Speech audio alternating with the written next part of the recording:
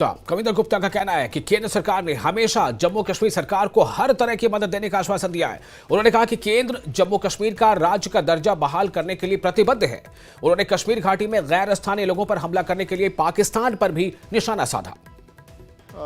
उमर अब्दुल्ला दिल्ली में है, पहला दौरा है। कल शाम को अमित शाह जी से मिले हैं, आज प्राइम मिनिस्टर से भी मिलेंगे। इस दौरे को किस तरह से लेते हैं? देखिए, अच्छी बात है। जम्मू कश्मीर की बेहतरी के लिए अगर वो काम करें और केंद्र के साथ मिलकर के काम करें तो अच्छी बात है। विकास के नाम पर बहुत से काम जम्मू कश्मीर में हो रहे हैं, तो मुझे लगता है उसको कंटिन्यू करना चाहिए। केंद्र सरकार इसके लिए पूर्ण समर्थन उनको देगी ही। दूसरा, जो मैंने पढ़ा है कि स्टेटहुड की बात कर रहे हैं, भारतीय जनता पार्टी पहले से ही स्टेटहुड की बात कर चुकी है और ये भी कह चुकी है कि उपयुक्त समय पर ये सब चीज़ें संभव हो पाएंगी।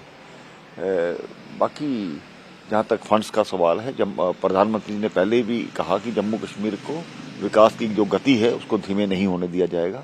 इस चीज़ को समझना चाहिए और मुझे भी लगता है कि फिजूल के मुद्दों को छोड़ करके सही राह पर वो चले माननीय मुख्यमंत्री, तो अच्छी बात होगी। उन्होंने भी कहा है कि मैं सेंटर के साथ अच्छे रिश्ते रखूंगा और एक प्रपोजल भी गया है स्टेटहुड की रेस्टोरेशन का, जो कि कैबिनेट ने पास किया था, उसको एलजी ने भी मोहर लगा दी है।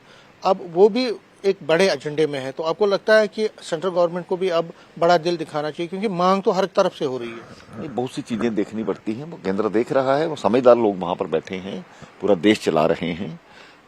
तो मुझे लगता है कि भारतीय जनता पार्टी भी इसी प्रकार की एक मांग करती है, तो ये तो भारतीय जनता पार्टी के भी एजेंडे में है, वो पहले से कह चुके हैं।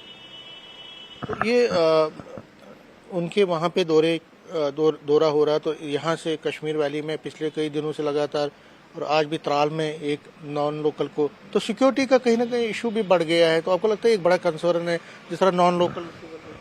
देखिए, कुछ लोग जानबूझकर यहाँ पर अफरा तफरी का माहौल बनाना चाहते हैं, जो कि इस जम्मू कश्मीर राज्य के लिए अच्छा नहीं है।